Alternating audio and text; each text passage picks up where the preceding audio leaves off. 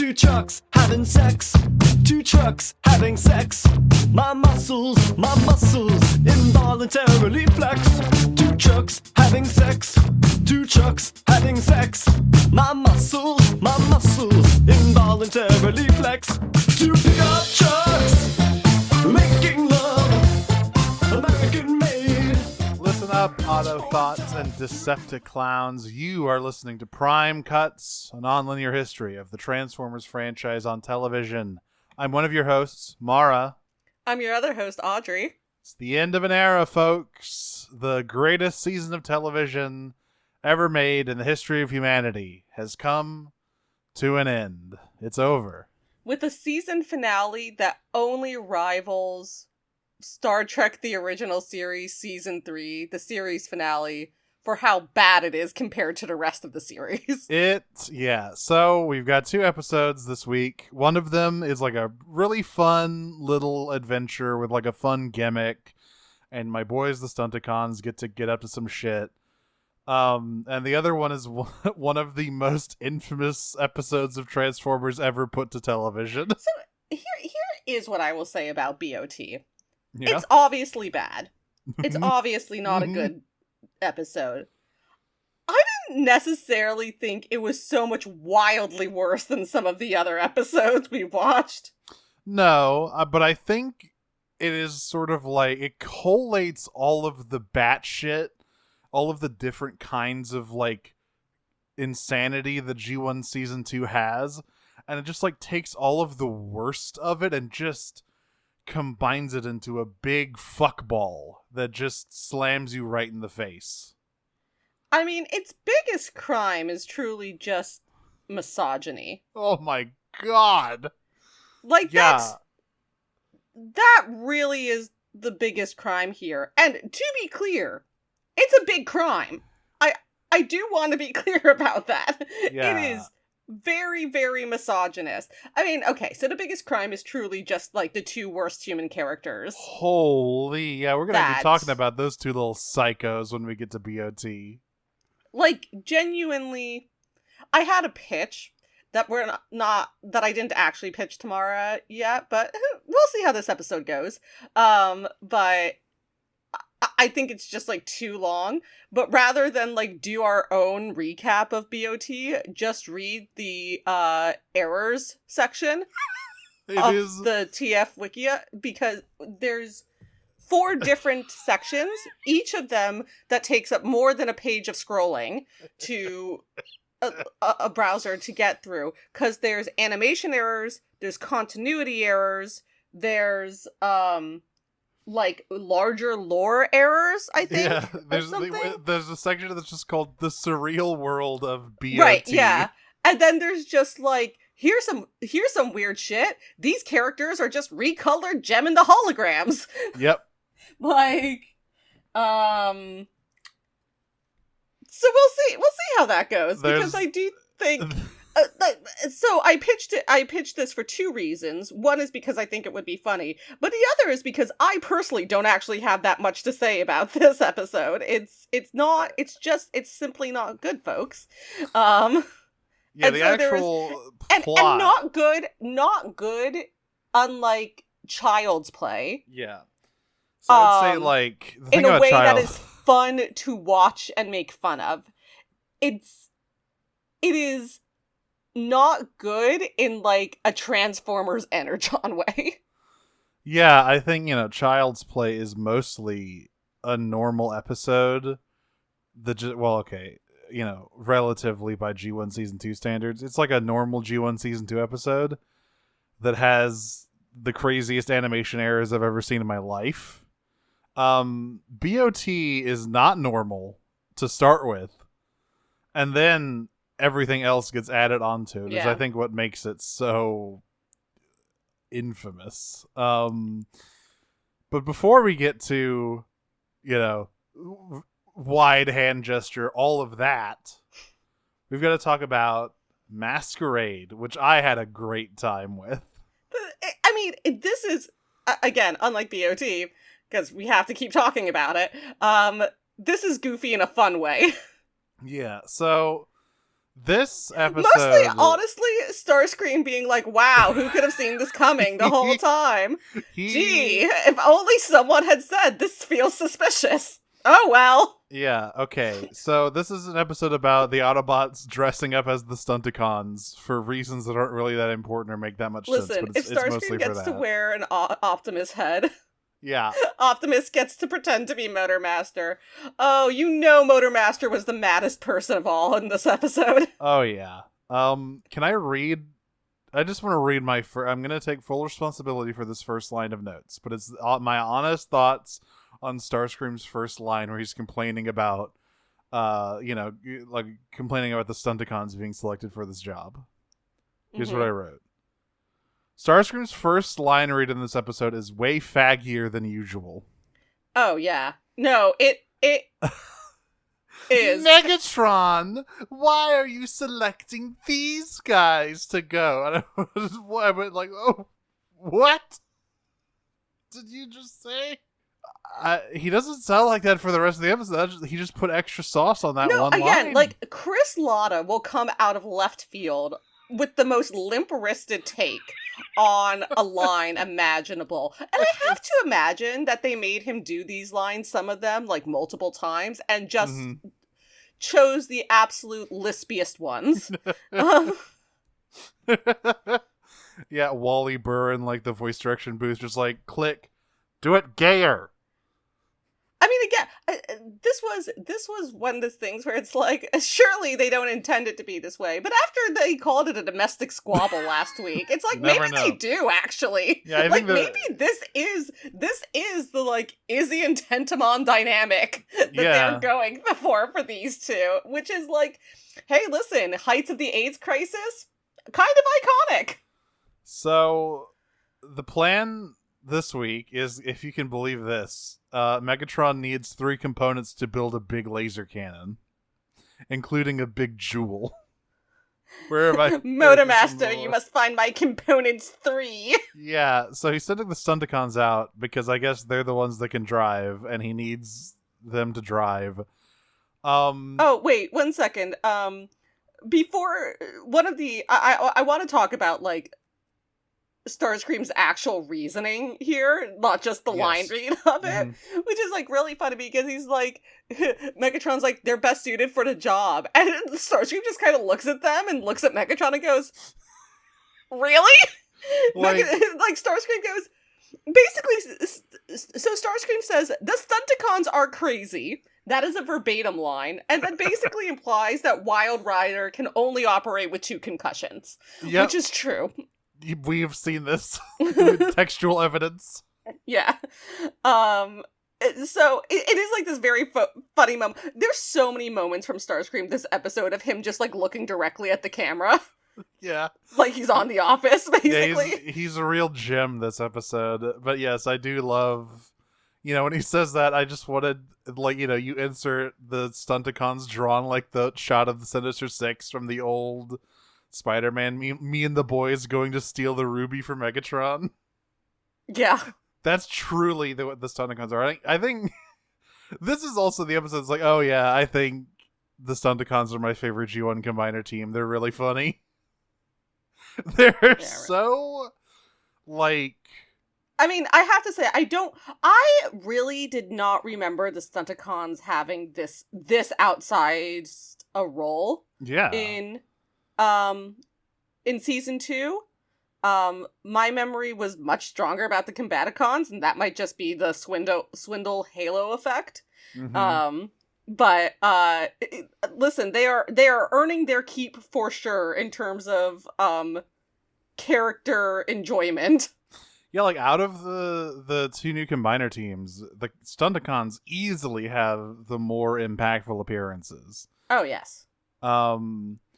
Including this episode. So yeah, the Stunticons all split up into little teams to get the 3 parts of the jewel. Wild Rider and Breakdown, I think they go to steal, like... The things don't matter. The only one that matters is the ruby that Motormaster steals in an extremely funny way. Yes. But there is this scientist who's like, huh. Well, I do want to talk about Dragstrip and Dead End versus Hoist and Grapple and Inferno. Yes. No, it's that Dragstrip and Dead End are fighting Warpath and Trax. And sorry, you're right. Yeah. No, it's Breakdown and Wild Rider against those three. Yeah. I'm getting worried about Warpath. I think he might be turning into a guzzle. He does some troubling things in this episode. He sure does. Also, like, his characterization, I feel, is getting more unhinged. I'm saying he's gonna go guzzle mode. He's gonna start tearing people apart and drinking their energon in, like, a year or two. They're gonna have to put him down like a dog. But they do that with half the Decepticon teams anyway. So, we get, this fucking guy who makes telescopes, I guess. He sees Breakdown and Wild Rider coming. Okay. Uh-huh. Well, wait. Is it? No, because I was going to talk about... No, it is Breakdown and Wild Rider. I was getting confused with Motormaster stealing the ruby, but no, that's from a museum. This is the like optometrist or whatever. And he looks out his window and he says, "Cars without any drivers. It must be the Autobots." So points for you for knowing who they are. Again, another fascinating look into the lore of this fucking series. But also, the Stunticons have been around for a while now. I feel like their existence would be at least as publicized as Starscream, who got name dropped on the news last episodes. So, but it's fine. They steal that thing. No one is as prominent as Starscream. That's true. Dead End and Dragstrip steal their thing, and yes, Motormaster Kool-Aid Man's through a museum wall to steal the ruby. And we get to see some classic G.I. Joe real guns shooting laser beams as these museum guards shoot at Motormaster. Yeah. Well, they tried. And Motormaster's just like, fuck you guys, gives him the finger. And ineffective. Yeah. This is when the Autobots intercept the Stunticons, because they see all the shit happening. They're like, well, we should probably stop that. And it's Grapple... we have figured out how to get Teletran to pinpoint all of their locations. Yeah. They say, there's a bunch of fast-moving Decepticon signals, but they're on the ground, and Optimus is like, the Stunticons. Those are the only guys that move on the ground. I mean, he's not wrong. Well, except for 3/4 of the Combaticons, but right. Potato. First up with Breakdown and Wild Rider. Truly off the shits for Wild Rider. Breakdown's having a very bad day here. Yeah. Also, I didn't realize until now, I hadn't really picked up on it, but his thing is, 1, being neurotic, and 2, malapropisms. Oh, yes. I also did not pick up on that until this episode, but he has sort of, well, maybe I'm just saying this because I'm playing Kingdom Hearts right now, but he does kind of have a Disney Pete approach to saying words. What the hell does he say? They're looking at us or something? What the hell does he say at some point? He says something like, they're looking at us, we're really... locked off or whatever. Yeah, and Dead End every time corrects him because he's a fastidious asshole. I do love these assholes. Oh, here we go. It's they're gawking at us. How mortifying! Mortifying, that's right. Mortifying was the good one. The word Breakdown is mortifying, and that's my sentiment exactly. The Motormaster says, "I'm in no mood for your big words, Dead End." No wonder Dead End is so depressed. He's the only smart guy on a team with, the biggest dipshits in the world. Yeah, so anyway, they're, I want to start with Breakdown and Wild Rider, mm-hmm. who are against, intercepted by Inferno, Hoist, and Grapple. Yep. And Breakdown, who is fairly miserable in this episode, as per usual for him, is taking it slow, and Wild Rider's doing his usual thing of, I need another concussion, and zooming straight for them, and Inferno's like, hey, he's coming right at us. And He like swerves at the last minute, like chuckling like a maniac. And Inferno has a terrible line here. Oh. Which is a near miss deserves a near missile. I mean, this team has some stinkers because Grapple also says, let's add some fire to the fuel when he, like, lights Breakdown's oil slick on fire. Oh, God. I mean, it is Grapple and Hoist. You can't really expect those two to have, like, snappy quips, you know? They're nerds. like the bad version of Stantler and Waldorf. And then we cut over to Dead End and Dragstrip, where Warpath is chasing them down, firing his cannon and laughing maniacally. Yeah, so what I really like about this part is that who's Warpath with? I didn't even notice because Warpath was so off his shit. Yeah, oh right, that's Trax. It's Trax because Dead End has a line. A flying car. How droll. Yeah. But yeah, so it's Dragstrip, Dead End. They're on a beach. You're like zooming down a beach, and Warpath like blasts at them, and Dragstrip goes, "Hey, now that's interesting." That's Dead End because before is it that, Dead End? Dragstrip is saying like, "Hey, I'll race you back to base. That's right. If you don't speed up, you're gonna lose." And Dead End's like, "Who cares?" Why does it matter? And then Warpath attacks and he's like, now that's interesting. Yeah. See you in hell, you stupid fruit. So then, so with Breakdown and Wild Rider, they get taken out by like Grapple lighting them on fire, and I think just like I don't even remember how they take out Wild Rider, but they Wild Rider tries to save Breakdown. Right. And then just, like, I think it's flipped over or something. Yeah. After Inferno has already put him out. Inferno's like, yes. man, I'm gonna regret doing this. Yeah, he puts Breakdown out. Warpath punches straight through Wild Rider's vehicle mode to take him out. He just fucking destroys him, and this is where I was like, okay, we probably need to like give Warpath a psych eval. I think something bad is gonna happen if you just leave him to his own devices. Yeah, Warpath is having war flashbacks, so he's having way too much fun. He's gonna start pulling people apart like he's like a weird kid pulling apart ants. You need to take him out of the field, Optimus. Something bad's gonna happen. And then of course, the main thing here, Optimus goes to track down Motormaster, who, upon seeing him... Oh, well, okay. I want to talk, because he doesn't go alone. He goes with true. Spike and Bumblebee.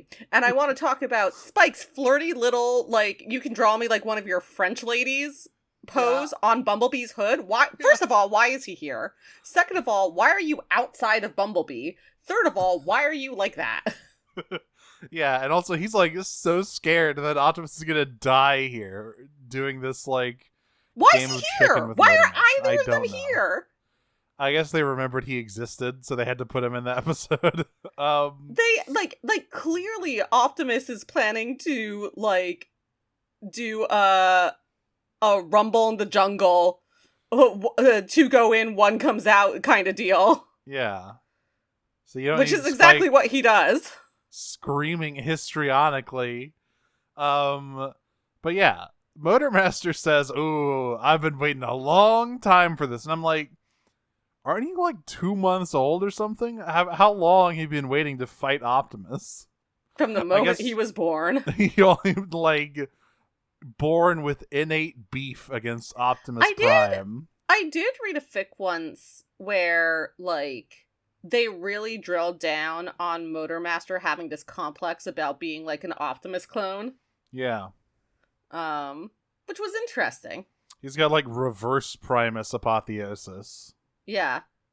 It was like part of the the Stunticons all being war criminals except for Breakdown, who was like the only one who showed any remorse whatsoever after like the war, basically, and Right. was therefore pardoned, unlike the rest of them. But Right. yeah, interesting stuff. So they have beaten the Stunticons. They have taken them all out of commission. Yeah. By the way, Optimus basically doesn't have a scratch. He's like kind of like he's got like a headache. Motormaster is fucked up. So I guess that rivalry is settled. They ran into each other head on, and Motormaster lost badly. Oh yeah, I mean, but Um, we been knew that. Yeah. And so they realize, oh, they have a bunch of these components, but we don't know what they are. So they drag the Stunticons back to base.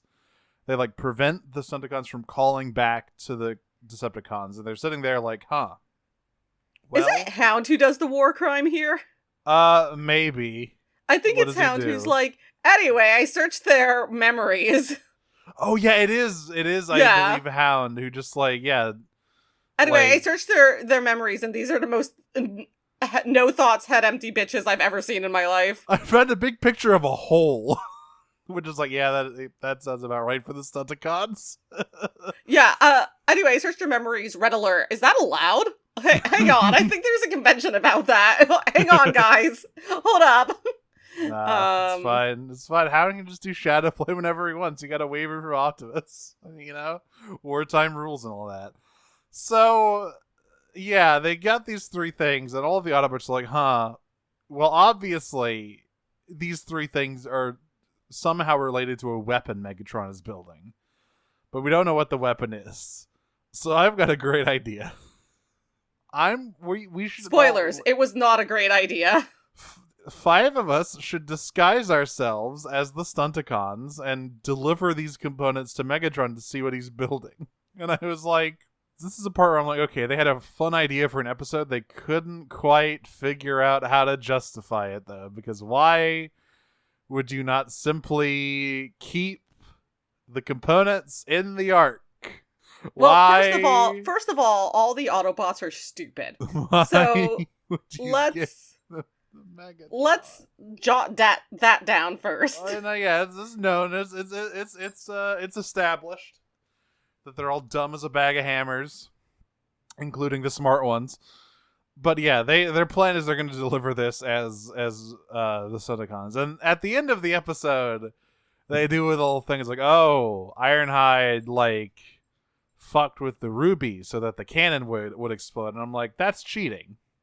You did not establish that in this section. You just did that later so that it would make more sense. But whatever. Hey, you know what? You should be thanking your lucky stars they tried That's to make true. it make more sense at all. That's true. That is way more effort than almost any other episode of this show would have gone through, especially the following one, which we will get to. But yes, so it's Motormaster, or it's Optimus as Motormaster, Mirage as Dragstrip, Windcharger back from Vacation Island as Wild Rider, Who is the one that actually matters here?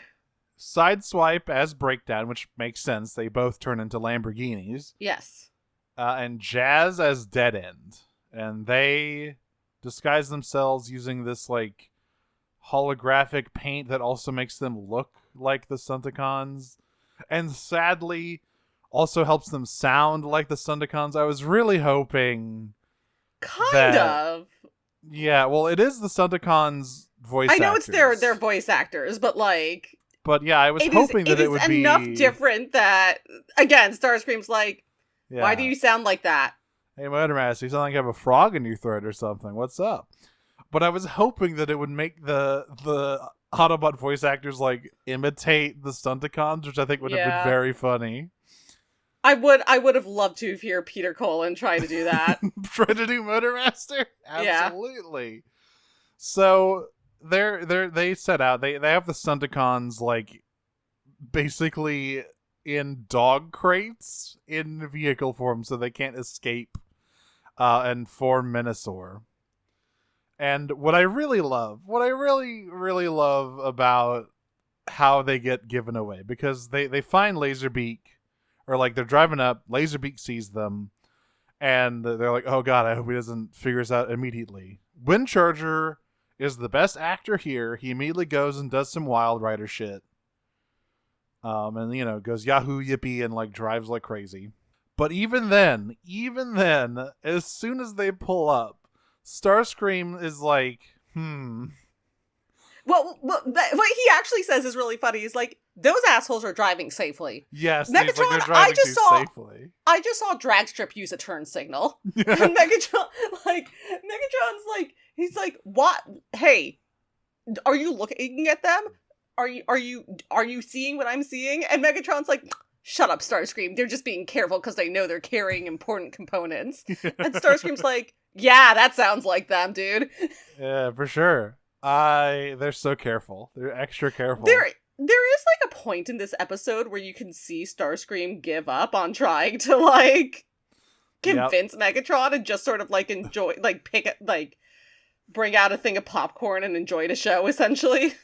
Yeah. So, they managed to avoid detection by Megatron at least, and deliver the components. Back at base, Breakdown has a new ability to show us, where he can have anxiety tremors so bad that it breaks the energon bars of the Stunticons' cages. I mean, you do have to respect the grind. So they all bust out. Girl, me for too. Menasor, beat everybody's ass, and then leave. And it's like, well, good job, guys. A little Clonopin could have fixed him, but alas. Give him some anti-anxiety meds, and none of this would have happened. Just chill him out. But no, a benzo would have fixed him. And so they're the Autobots are sitting around watching Megatron gloat about this weapon, and this time the weapon is literally just a cannon that makes things go boom really big. Like, it's just a very powerful laser cannon. You gotta give it to the classics, right? Yeah, I mean, it's better than building a giant purple griffin. I guess it's like easier to pull off. Yeah, I mean, most things are. Yeah. So when he's both with the fire, easier and better. Yeah. So then we get the Menasor comes home and is like, Megatron, watch out. They're imposters. Well, right. So first there's this whole thing where like they bust out of jail. Yeah. And then blow everybody up. Yeah, but like truly beat all the Autobots to shit. When like Spike instantaneously. When Spike and Bumblebee enter their room later, Bumblebee goes like, "Oh my god, what happened? An earthquake?" Yeah. Truly cannot understate the spread of devastation here. Yeah, which compared to how the quote unquote showcase combiners of the next episode perform, Menasor is going. He's got a pretty good booking streak going here, because holy shit, Bruticus has a rough time, man. Defensor doesn't do but you much know better. what? Everyone has a rough time. It's fucking BOT. Yep. So, yeah, the Menasor shows up and he tells Megatron that's a fake. And Starscream goes, "Wow, who could have seen this coming?" And Megatron says, "Well, there's an easy way to tell who's real and who's not.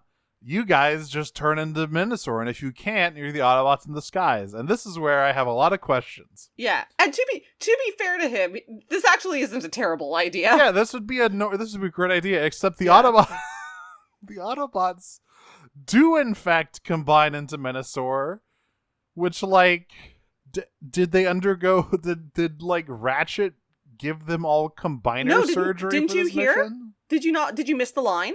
I guess I did. Yeah, so they combine into Menasor, and Windcharger says, "We'll be okay as long as my magnetic fields hold." Oh my god. Yeah, they're being held together by Windcharger's magnetic field. He's sticking them all together like fridge magnets? Yeah! I didn't catch that. Uh-huh. That's amazing. That's why I said earlier that Windcharger's the important one. Like, that's why he had to be included. And that's why when they get hit really hard, they just fly apart. Exactly. Yep. Yeah, which is what happens next. Minosaur punches them and they all fly Spoilers! apart. You won't believe Yeah. what happens next, folks, except you absolutely will. And then they all fall apart and they get revealed as the Autobots, and Starscream is like, oh my god, it was the Autobots. Who could have figured it out, Megatron? What a complete and total surprise. So Megatron, but he's got the cannon, so he's gonna start firing it at the Autobots, and it is blowing stuff up. But okay, yeah, it's a combination. Okay, so this is great because it's Windcharger's magnetic field ability and Mirage's illusion ability. So what's happening here is that to combine it to Venusaur, what they are doing is having Windcharger Oh yeah, and that's the other part. And Mirage is like, Windcharger's like, as long as I keep my magnets up, and Mirage is like, and I can maintain this face. So underneath the Mirage exterior, they are literally just 5 cars stacked on top of each other. Yep. Or they're like how the Combaticons bizarrely combine in the next episode, where they're all standing on each other's shoulders. They're 5 cars in a trench coat. I don't know what you want. Oh my god, that's amazing. I didn't think this episode could be any better. But yes, as it turns out, Ironhide futzed with the diamond to cut its edges differently so that it would reflect and yes, the ruby. Yes, thank you. Yes. I've been watching a lot of actually. And yeah, the cannon blows up in Megatron's face. And I really like Optimus's logic here, where it blows up in Megatron's face. And he says, oh, also I have to say, so once again, it's Soundwave that notices something's wrong with the cannon. He's like, Megatron, watch out. I think the energy levels are wrong.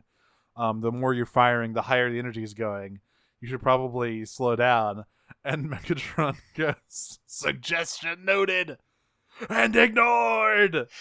And if that ain't G1 Megatron in a nutshell, I don't know what is. I think this is a hostile workplace. I think they need a union. So yeah, after it blows up, Prime says, now that Megatron knows the danger of such a weapon, I doubt he'll build another. Right, because there's really good evidence for that. He's a fucking toddler who touched a hot stove for the first time. No, Optimus, he's gonna try to build it again and make it so it can't explode. What do you mean? He definitely didn't rebuild Bruticus, for example, after last episode, when you left saying he's definitely too dangerous for anyone to rebuild, right? And then everyone was like, hey, it's weird that Megatron just letting us leave. And you said, well, it's fine, probably. Come on, man. I do like how stupid G1 Optimus is. He's so dumb. He's really not a smart man. No, he's not. Not an intelligent guy. Just like everyone else, dumb as a sack of hammers. Everyone except Starscream, I guess. Perceptor's pretty smart. That's true. Also Perceptor. But he's also he's smart, but he's not clever. He's kind of a nerd. He's not streetwise at all. Starscream is a bit more sneaky and tricksy. He can actually see through a trick, unlike everyone else ever. Usually. So, yeah, the Decepticons retreat and Ironhide arrives, and he's like, "Yep, I sure did do that thing you asked me to the Ruby. That's the whole reason we brought these components." And Optimus says, "That's right. It was all part of an elaborate plan," and they all laugh. And that's it. I really this is a fun episode. I love the Sundicons. They're funny. What else can I say? Well, we're not going to say that about the next one, so enjoy it while you got it, avoid folks. talking about BOT. This is the source of the Optimus Motormaster rivalry. Oh god. Well, okay, we got to do it. This is the final episode. So this is going to be my actual controversial opinion about BOT, is that it's obviously not a good episode. I don't think it's as bad as people make it out to be. It's pretty bad. I don't know. I'm thinking about comparatively. Sorry, What would you say is worse than this? I don't know that I think I still think it's the worst episode of G1. Yeah, but it's not of season 2, but like it's not like Energon. You know what I mean? But that's an unfair comparison. Energon is a fucking 54 episode war crime. Right, but like people talk about it and like it is. Yeah. People talk about it like it's that bad. But I think to fully grasp Energon's like badness, you kind of have to see the whole thing.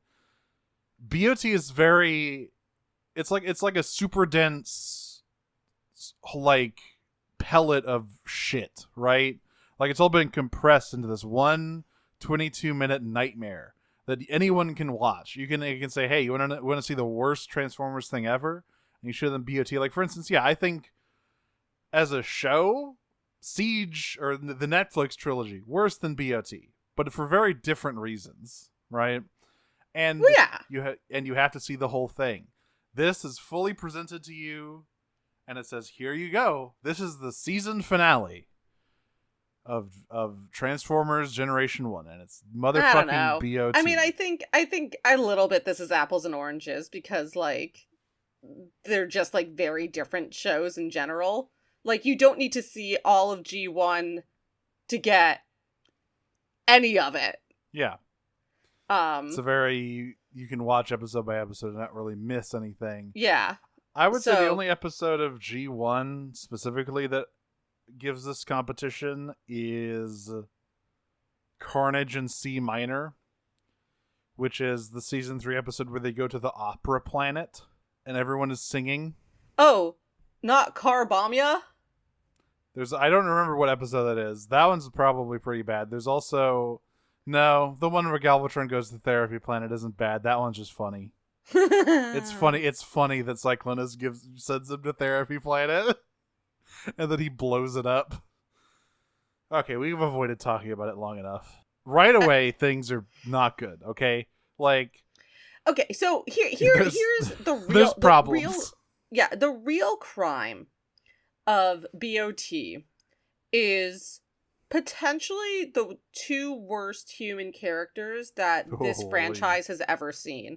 And I'm including the Bayverse movies. Yeah, you're including Mark Wahlberg in that? I'm including both Mark Wahlberg and Shia LaBeouf. Wow. Yeah, so these guys are really bad. These guys are... They may not be as bad as Wahlberg. Wahlberg's pretty bad. These guys are vile little cretins. But before that, I need to talk about the opening, because the opening really sets you up for everything that's going to happen here.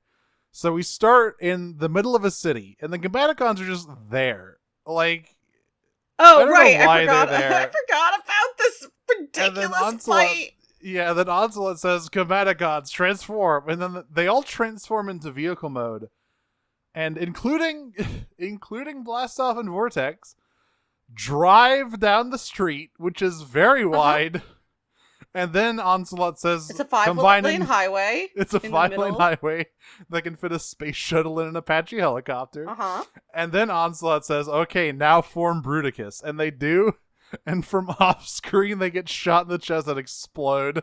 And then Defensor walks up, and he's like, he turns to some lady in the street, he's like, get someone else to clean up this junk, and leaves. By the way, that's the first appearance of Defensor. Yeah, it's like truly, truly crazy stuff. He doesn't do anything. He doesn't double tap. He just blows up Bruticus, and then he's like, there's some trash on the ground, and then like walks away. Like, and then my work here is done. You didn't do anything. But don't worry, the madness continues, because Swindle pokes his head out of the wreckage and he says, "Aw, geez, where am I going to get the parts for these guys?" I ask. And the answer is the Russian black market. No, okay, maybe. So we're introduced to a fascinating figure. Who do you think this guy is from? Where do you think this guy is from? Huh? Well, I think it's Russia. No, he's definitely supposed to be like Cuban because he's El Presidente, but that's that true. belies the You're point. right.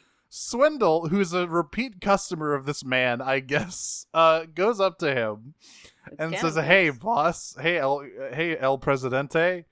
I need parts." And El Presidente, who just lives on a boat somewhere, says, "Yeah, man. But wouldn't it be better if you sold me all of your friends' components?" And Swindle says, "Huh. El Presidente, I never who lives thought on a about boat and sells people's components for fun, is a statistical outlier and should not have been counted. Like, this is racist, but also it's like, I don't understand what's even happening here, so I can't really, like, figure it out. But yes, Swindle sells all of the Combaticons for parts when he goes to buy parts, which I guess they don't have at the Decepticon base, although as we learn in this episode only, the Combaticons have their own separate base. Anyway, Megatron is building. It kind of feels like a Pokemon secret hideout. Yeah, it does. Like, and also the Protectobots have their own base, although I guess we already knew about this one from the Revenge of Bruticus. Right, well, again, they're Pokemon rivals, so. But basically. So anyway, Megatron's plan this week is to shoot a laser at the moon to knock it out of orbit, and then Soundwave built something that can control the tides. Anyway, despite having 2 other combiners, apparently the only guy that can shoot this, which is going to be bolted to Astrotrain's roof, the only guy that can shoot this is Bruticus. Despite the fact that he has Devastator and Menasor, it's only Bruticus. The other combiner teams basically don't exist in this episode. Like, they just don't come up. So he sends Skywarp to go look for them, and then Skywarp's like, "They're not here. Oh, I found a bunch of body parts on the floor," and then he finds Swindle, who is still there, and Megatron says, "You fucking piece of shit. You sold the Combaticons for parts. Why?" And Swindle says, "Seemed like a good idea at the time." "Well, this greed is inherent in my nature." And Megatron says, "I'm putting a bomb in your head. Go get them all." Yeah, it's like, "I'm going to blow you up unless you put Bruticus back together." And he says, "Okay."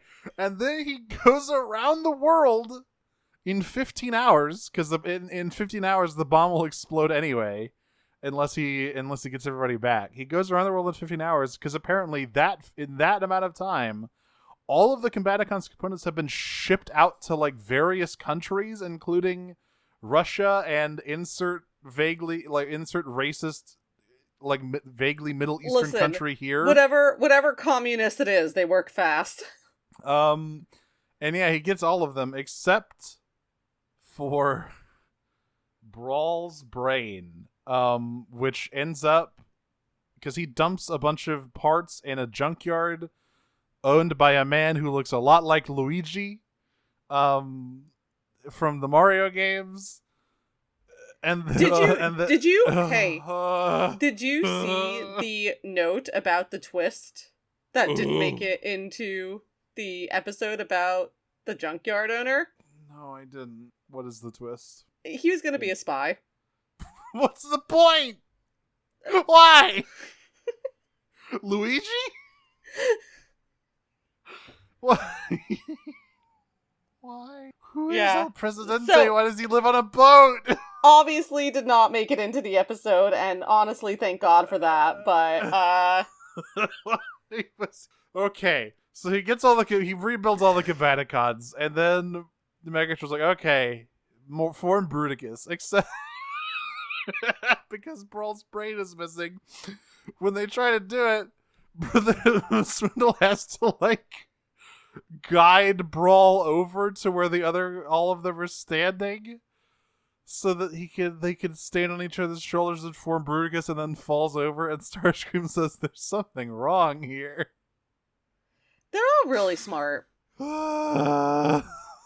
We're only like 5 minutes and I feel like I'm going We crazy. haven't even gotten to the terrible human characters yet. Because right after this, they're like, "Where the fuck is Brawl's brain, Swindle?" And he's like, "I don't know, I didn't well, I do like the line, "I didn't think it would be that important." Because Brawl's stupid. So yes, then we cut to some classroom. It's This a high guy- school. It is a high It school. is a high school, and this guy is giving a demonstration of a laser to a classroom full of reused Gem and the Holograms character designs. And he's like, "All right, don't worry, Again, kids, that this is laser-" generous. These are literally character models that have been recolored. Yep. And this guy's like, "Don't worry, guys. This laser is not dangerous. It's super low power. I just want to show you what it does." And he presses the button, and the laser like shoots a huge blast that goes through a wall and presumably like kills 4 people on the other side of the wall, which was a prank by our two, Charming young protagonists. charming young fellows, Roland and Martin, who look like they're 24. And this teacher's like, "All right, you two, see me after class." It was really dangerous. Yeah, I had to multiple times remind myself that this was high school and not college. Yeah, they really look way too old to be in high school. This guy's like, "All right, you little rascals, I know exactly what to do with you." And it's like, I don't know, give them detention, expel them. It's like, "You have to win a blue ribbon at the science fair." I was like, "What?" They boosted a laser so much that it like shot through a wall. They're gonna kill somebody. Yes, and getting a blue ribbon at a science fair will make them understand the ethics of science, famously. I think they do kill somebody at the end of this episode. And yes, this guy says, "But I'm going to assign Elise Presser to be your like tutor for this." She did not deserve. Hey, justice for Elise. Holy, she's so enthusiastic about science and wants to make a cool robot, and these two fucking freaks are like, ugh. They put So tape they're- over her they're- mouth. Yeah, we'll get there. So yes, they're walking down the street wondering what they're gonna do for their science fair when they see the Jail for Protectobots. 1,000 years. They see the Protectobots saving a bunch of people from a high-rise fire. And like every fuckboy they go, "We could do that." Let's build a robot. And later it turns out they have no knowledge of the auto. They don't know what an Autobot is. This is the first time they're seeing anything like that, I guess. Because they're like, when BOT goes on a rampage, their first thought isn't to call the Autobots, it's to call the Protectobots. Okay. So they're going to build a robot. And they find Brawl's brain in the junkyard, and they're like, I don't know, let's take this, I guess. So they build the robot, and Meanwhile, Lisa's like, "We really shouldn't be here. We really shouldn't be doing this." She's having like a nervous breakdown the entire time. yeah. So they build the robot. It looks like shit. And they say that it stands for Biotronic Operational Telecommunicator, which is its function. Sure, Jan. I said, "Show me a fucking time this motherfucker telecommunicates." All it does is throw corn at people. So yeah, it's not working until they put Brawl's brain in, at which point the robot starts going crazy and like smashing things and trying to kill them because it's Brawl. And that's like his general way of going through life. It's his joie de vivre. And this brings up one of the things about this episode that makes it so weird, which is that every single building in this episode is fucking enormous. Why is everything so goddamn big? So I don't think we were recording. Were we recording when I said that there's 4 different categories for the errors? Yes, that was yes, yeah. I was, yeah. One of them is just the weird surreal world of BOT. One of them is that, but like the first one in the animation errors is like Scale Man. What the fuck? It's already a suggestion at best most of the time, but holy shit. It's quite bad in this episode. Oh my god. We already mentioned the 50-lane highway that the Combaticons drive down in like a straight line. Every doorway is 20 feet tall. The Combaticons combine into Bruticus by standing on each other's shoulders for some reason. This has never been how anyone combines. And as I said, the kids don't know what an Autobot is. And it's like, at this point, I get not recognizing every Decepticon on site, but at this point, most people know what an Autobot is. They had a whole day. And we had a specific call out about it last episode. Yeah.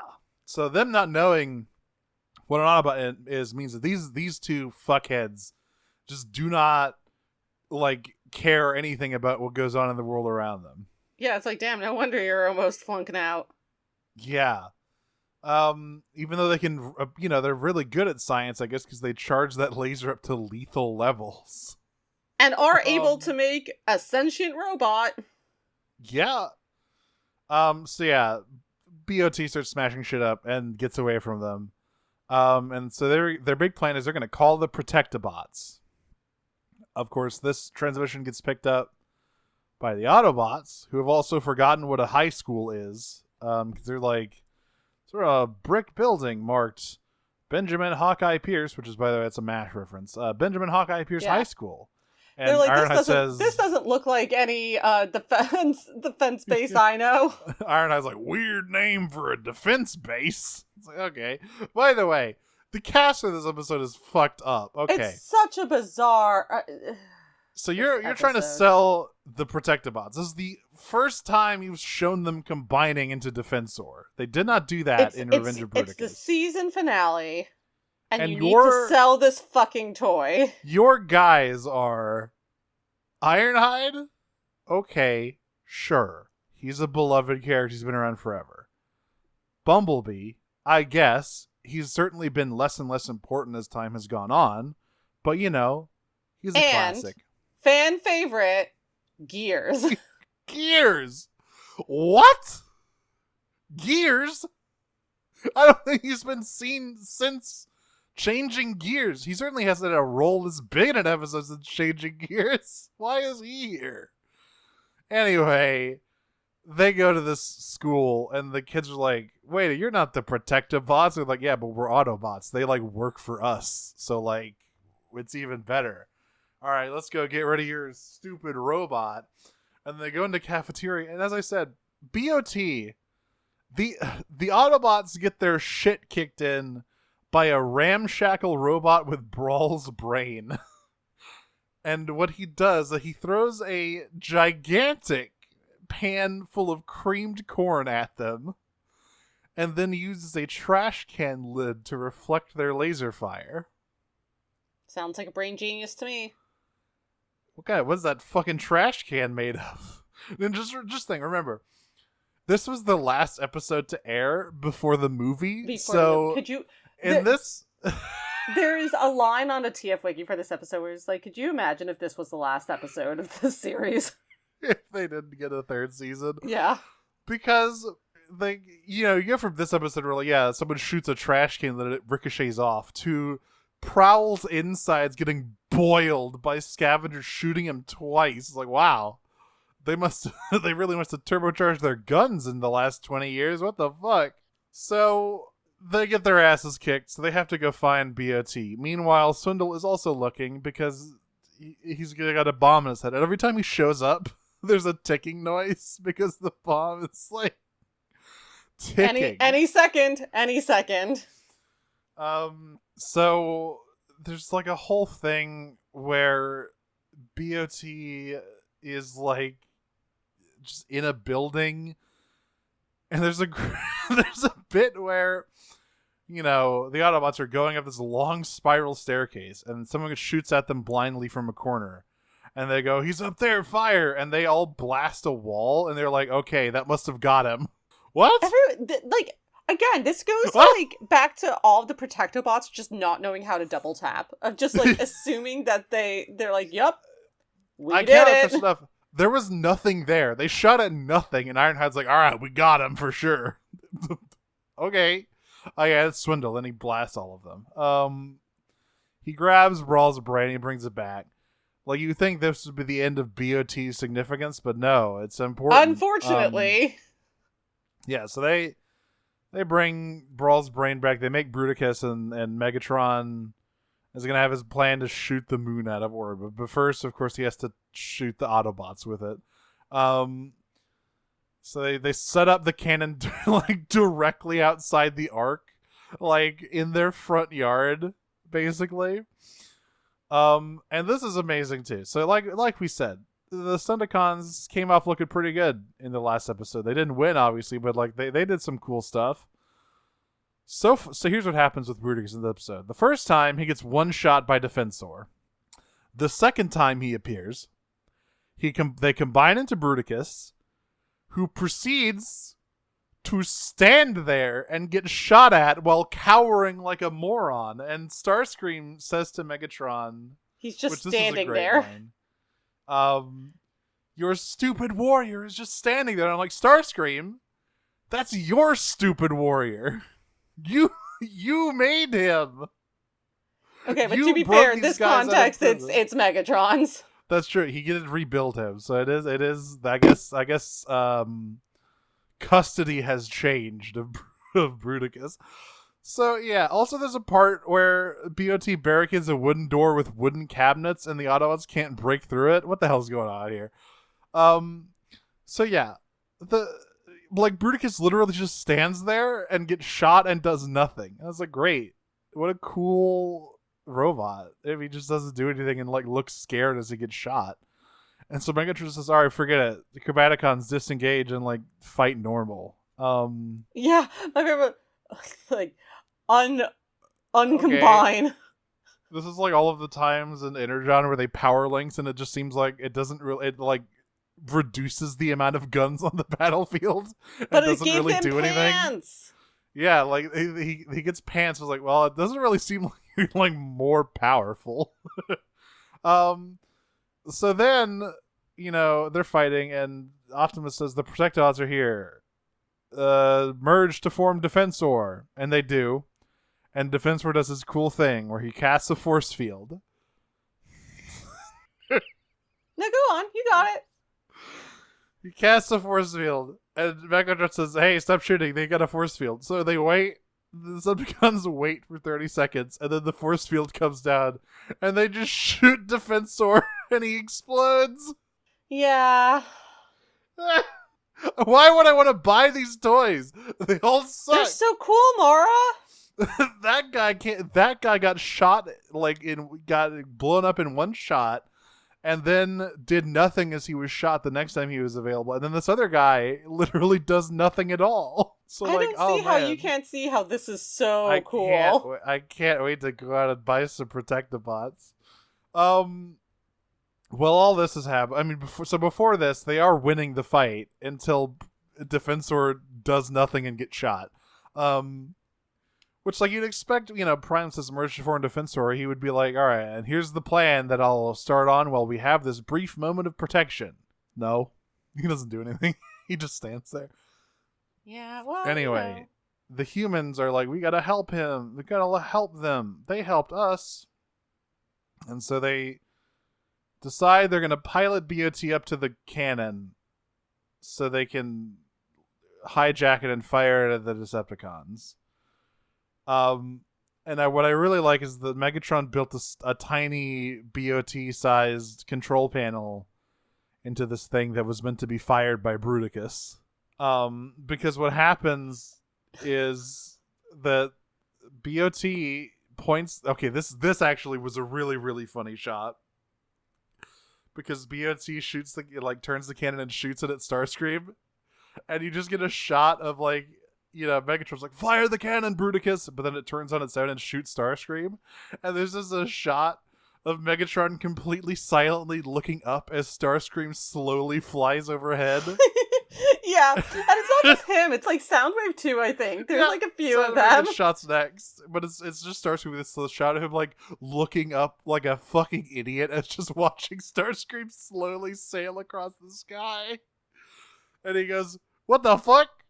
And yes, as it turns out, not only did they build it a tiny control panel, they also built it a self-destruct button, which the robot presses and blows up everything, including itself, and Bruticus gets fucking team rocketed into space, I guess. And don't you want to buy these toys?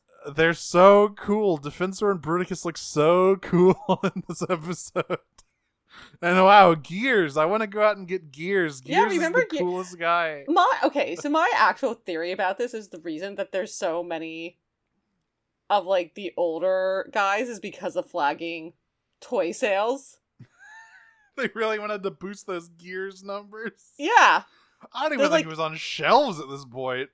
They were like, yeah, no, we're gonna need a bunch more of these guys. The thing is, there were some figures that sold really, really well up until like 1986. Like Starscream was still selling like crazy. Optimus Prime still selling like crazy. All of the like Listen, cool you can't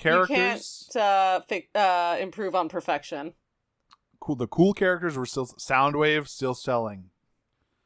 Gears, I don't think fan was favorite one of Gears. Them. And yeah, you'd think if you want to fix flagging toy sales, you would put a lot more focus on the cool new gift sets of the combiners you can buy for like this holiday season. But no, they suck. Defensor does nothing. Bruticus does nothing. And then we get the end of this episode. Would you like to describe what happens at the end of this episode? I honestly don't remember. So what happens is everything is done. And the fucking Tweedledee and Tweedledipshit are like, wow, that was crazy. I won't build the robot again. And then the girl's like, I don't know, we could still do it. I have a lot of really cool ideas about what we could do next. And these two fucking serial killers just pull out a roll of duct tape. Oh, yeah, this part, yes. Put it over her mouth and just carry her away. What? Genuinely flabbergasted. What the fuck? Like, perhaps... And the Autobots just stare. They don't like intervene. The music suggests this is like a funny, quirky ending. But I'm like, what's happening? Even by like 80 standards, this is inexcusable. It's crazy. It's just they duct tape her. They literally like carry her out. Like they don't like drag her out. Like caveman style, drag her out. Yeah. Are they gonna like chop her up and dump her in the swamp or something? What the fuck? What? Who are these little fuckheads? Just like, yeah, they treat her like shit the whole time, and then the end of the episode is her getting her mouth taped and carried out. It's like, wow, very cool. Why did they? Yeah, the last thing of the Serial World of BOT segment is apparently Roland and Martin carried duct tape around with them. Here, they used it to tape a girl's mouth shut. Who knows what they use it for the rest of the time? Why did they have that? I don't... What's going on? What's going on here? I don't care for this episode. I completely forgot about the bit, by the way, where BOT is like, the kids are in the fucking elevator and he's like tearing the cables out. And then Swindle shoots him and the elevator continues to go up just fine. It's normal. Okay. It's normal. Yeah. This episode is... a horror show. It's a horror show. Fucking great. Like, you know, there's been some very strange, bizarre episodes of this show. There's been some whack shit in this show, but yeah, this is just like a nightmare. It's like it's truly sort of like, I think, you know, mostly this show is exactly what you think it is. And sometimes it's got moments like, damn, that was actually pretty funny. Or like, wow, that was actually kind of cool. That was pretty funny, and I'm pretty sure it was on purpose that time. None of that in this episode. None at all. Everything sucks. Everybody's an idiot. The plot is complete fucking gibberish. And holy shit, the ending is it's like putrid. A nightmare. It's putrid. It's putrid. And this was the last episode of season 2. Like the wiki says, it could have been the last episode of G1 ever. Yeah. It could have been it. It rightly deserves its place in infamy, I think, alongside Transformers Energon and other stuff. Yeah. Who is that man selling weapons on a boat somewhere? Who is El Presidente? We will never know. Luigi is a spy. We've got questions. We do have questions. Our first question today comes from Beachcombers #1 bro Chet. Did we actually turn the TV on to an episode of a 1970s Hanna-Barbera cartoon? I wish it was as good as a 1970s Hanna-Barbera cartoon, unless you're talking about Mirage. There are definitely parts of BOT that have that feeling. Like, everything looks weirder than usual, and like, yeah, just like, I don't know. The design of the kids as well. Very Hanna-Barbera. Scooby-Doo ass fucking human cast. Swindle is running the classic Cybertronian Prince scam on both the Autobots and Decepticons. Who's falling for it? Well, to Mara's earlier point, Perceptor. Yep. Red Alert getting increasingly panicked as Perceptor describes. Well, this tetrahexian prince reached out to me, and you know he's in a tough spot, and all he needed was a shipment of energon. I need a modern Transformers series to do Red Alert seriously again, so I can see what cybersecurity looks like on the Ark. Everyone has to do mandatory phishing scam training. Ironheart has to go into it 3 times a week because he just keeps giving people his fucking password. Well, I was gonna win an iPad. I was trying to log into my banking account. They sent me an alert that something was up with my bank account, so I clicked on the link and entered my password. What's the problem, Red? Just like Red Alert's getting like the spark things from the Auto Berserk episode. Yeah. They said they couldn't deliver my package, spelled KIDGE. He said it was a prince, Red. He needed help.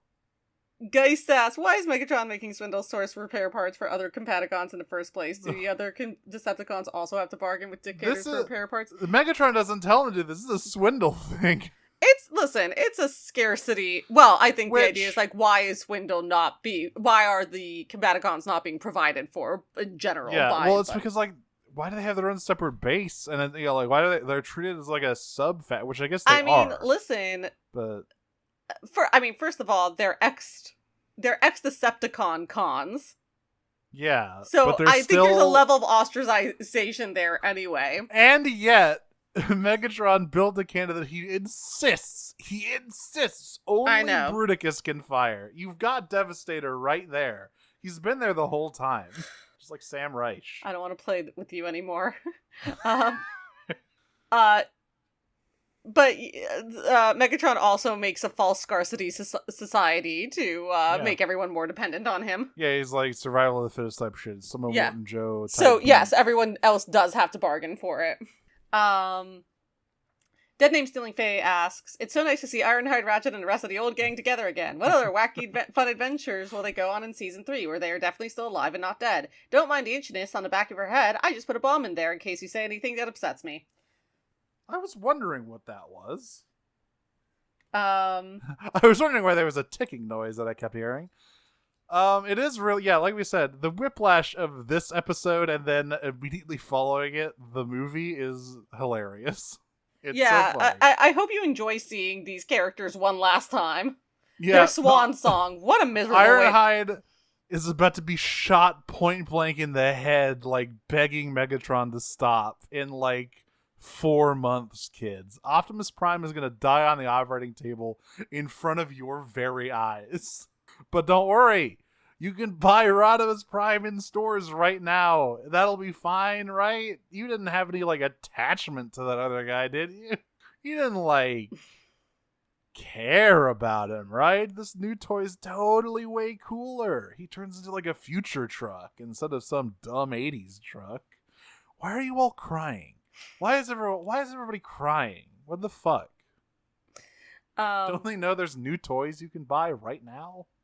Who's joining Megatron and Eggman in the using a laser to piss on the moon club? Technically the same guy, but Galvatron. The two chuckle fucks who powered the laser in this one.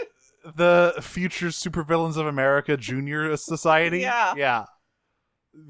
What's the opposite of Young Justice? They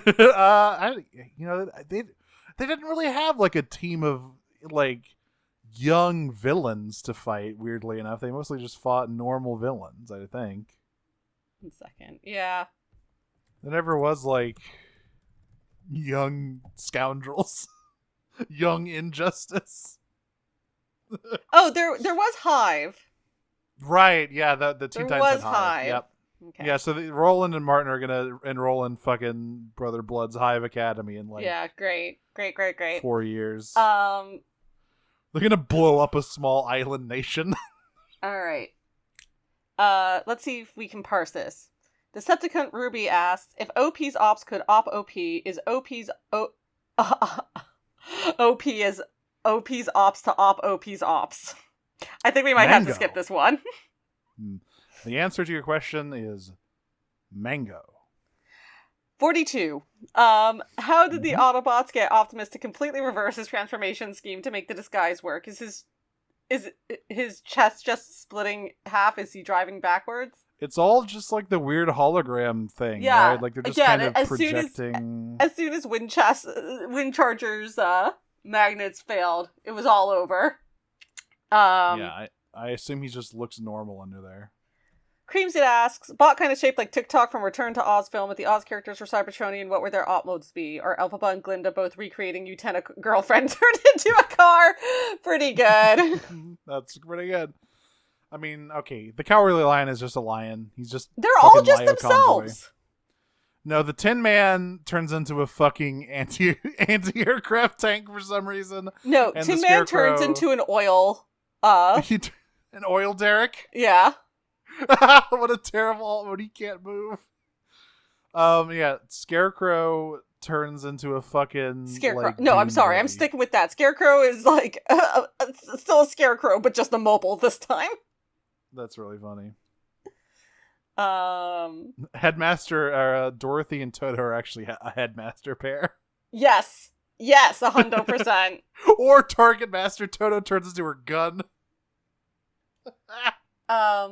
The wizard turns into a cash register. These are just the worst alt modes anyone's ever had. Listen, if Perceptor can be a microscope, then the unmitigated greed of the Wizard of Oz in the Emerald fucking City that you get on the Yellow Brick Road, which is a metaphor for the gold goddamn standard, it can be a cash register. He turns into a big bag with a $sign on the front of it. He turns into an old-timey robber in a black and white striped shirt. He turns into the Hamburglar. He turns into the Hamburg. Geist asks, given how many season 1 Autobots show up for the first time since like the first handful of episodes, what do you think of the theory that the Combiner episodes were drafted much earlier in season 2 but got delayed in production for some reason or another? I think it's incredibly plausible. Yeah, some weird shit happened with the production of this season. Like, we already covered the fact that Aerial Assault is just totally out of sync with everything. Yeah, I mean, listen, there are ones that are like legitimately out of order that we know for sure. But like, just the entire, like, these last few episodes have had, to many people's point, and I was wondering about it last week, but to multiple people's point here, just stuff way out of whack in terms of who you would expect to be showing up at this point. Yeah. Like, who's there? Yeah. Who's the focus? So, yes. Yeah, I'd buy it. Haybine asks, how would each host the podcast if they had the host disguised as the other host, presumably to steal Ruby or other valuable electronic component? I'd have to read up a lot of Star Trek facts. And I'd have to read up, rewatch She-Ra, probably. Probably. Hey, that shit's leaving Netflix in like 3 months. That's Get it now. crazy! That's a Netflix original! Yep. All of the DreamWorks shows are getting taken off. All of the ones they had to deal with. I guess their deal ran out or something. But yeah, it's going out. Wow, that's so wild. Everyone, make sure to get your totally legal downloads of it squared away, because after this, no other place to watch it. Which is fucking crazy. That's not true. There's many other places to watch it. No other place to legally watch it. Right. Wow, that's high wild. quality. That's It like is. Max taking down Infinity Train. Yep. Wow. The animation industry is on fire. Criticizing BOT is passé. Let's discuss all the things it does well and right. The scale that it gets correct. The character decisions that make sense. Mm-hmm. All of the great new human sidekicks it introduces. Positivity. Yeah, let's do that right now, all right? All right. I actually 3, am 2, 1. I am going to bring up the Wikipedia page now. Is there anything redeemable? Is there a single second of pleasantness to be found anywhere in the episode BOT? Okay, so I want to talk about these 4 categories. First, it starts, we have animation and technical errors. First bullet Which is point. very long. First bullet point, argh. Then we move on to continuity errors. First bullet point, argh italicized. The third section, the surreal world of BOT, argh italicized and bolded with a period at the end of it. And then trivia, argh bolded, underlined, italicized with a period at the end of it. That's what sums it up, huh?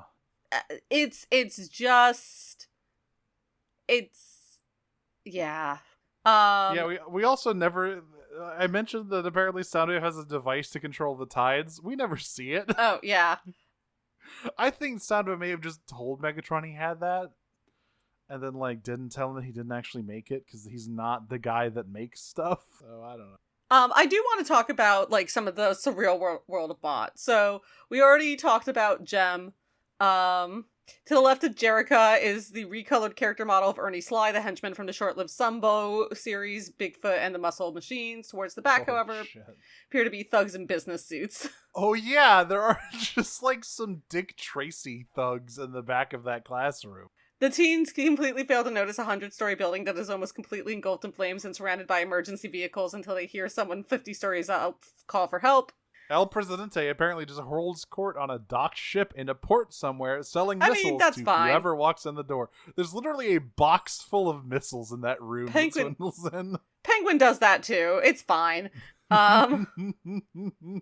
already talked about the creamed corn incident where BOT completely wastes 3 Autobots with a tray full of corn. And yeah, we also talk about how the school is enormous, like everything is huge, and also the school has an insanely advanced computer in it that can send a distress signal directly to the Ark that the Autobots mistake for like a military distress signal. Right. Again, weird name for a military site. Anyway, we're gonna move on. Here's one more. This is a good one. The speech. So one of the thing the kids use to find out the Decepticons' plan to tell the Autobots is that they quote unquote rewire BOT's speech synthesizer so that instead of synthesizing and transmitting, it receives and decodes. And this somehow lets the kids listen in on a conversation being held in the undersea Decepticon base. Meaningless string of words. What about it? It's crazy. You're just mad because you are angry. We're moving on. Play Battletech 2018 asks, how funny would it have been if Optimus broke his part of the disguise by calling Megatron Pookie Bear or another tier of endearment by accident? We don't know Megatron and Motormaster's relationship. I think it's weird. Given the Optimus rivalry, I think it's weird. Wear the red paint. Yeah. Motormaster, come to my quarters. Wear the red paint and put on the mask. Actually, just come in alt mode.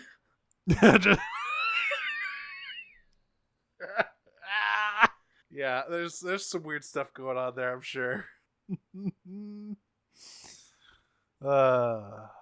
It's like how he built 2 Optimus clones in that one episode. One for personal use and one for the plan. Okay, we need to move on.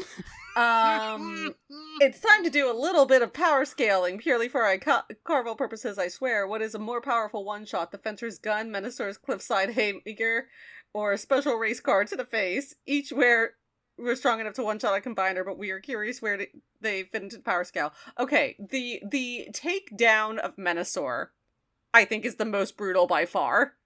It looks great. It looks like he dies. It really does look like he dies, because he does not get up even a little bit. His face is a spoken credit, but I will say, clearly the most powerful one is Defensor reducing 4 out of the 5 Combaticons to piles of scrap with a single shot. That's nuts. And Minosaur punching Bruticus into a hole in the ground is mostly just really funny. I think about that shot of Starscream looking up in horror as Minosaur's fist descends on him all the time. All the fucking time. Well, it's a really good shot, so. And okay. Finally, last 2 questions from Aurora Cosmos, like the UFO. Is there any Transformers that do a Parent Trap twin swapping thing, like do Skywarp and Thundercracker swap paint schemes for prank and such, and not just because of animation errors? Skywarp would. He cannot get Thundercracker to go along with it. Yeah. He wants to do it so bad. But yeah, he's the only one who has the prankster's heart. Thundercracker is like a poetic soul, and Starscream thinks he's above all that shit. And unfortunately, the Coneheads don't work because they look too different. So like, he's fucked out of luck. And they're too stupid to wear disguises.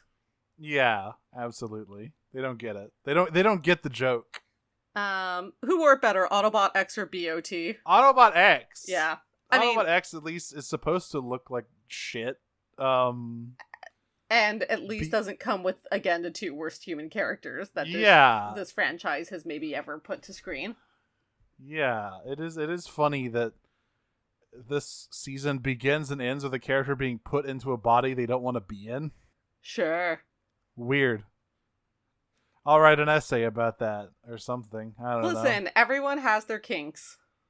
That would require me thinking more about BOT, actually. So maybe I won't write that essay. Yeah. Maybe I'll just forget this ever happened. Don't write checks you can't cash, babe.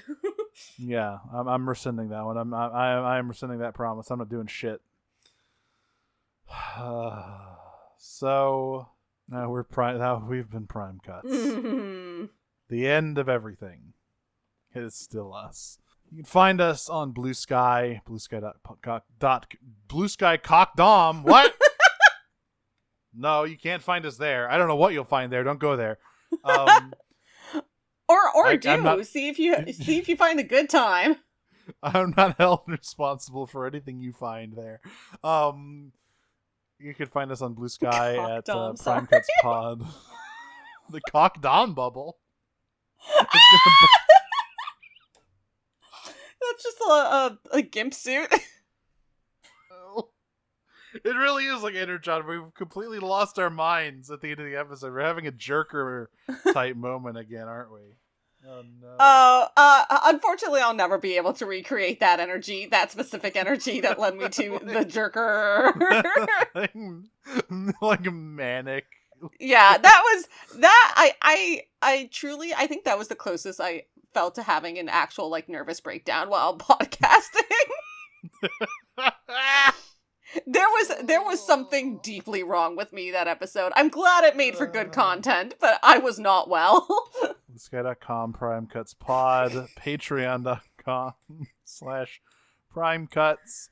Thank you to our patrons, our $10 Elite Guard patrons, Sabrina Steele, and they call me the Inner Gobbler, the way I've eaten Cybertronian ass. We will not be doing a Headmasters episode this month. We will be doing the recap episode next week. But in January, we're getting 2 posts for the price of 1. You're getting a Headmasters episode at the beginning of the month and the Prime Cuts Nautica episode on Pretenders at the end of the month. Now, the reason for this is because we want to wrap up before break, and we will be recording this next episode on the 23rd of December. So we don't want to we're going to leave you guys waiting to see what our next season is. It's just weird to leave this one episode off before the break. So we're rearranging things so it makes more sense. And yes, that means that it'll be a bit longer before a regular episode, but that's the way the cookie crumbles sometimes, folks.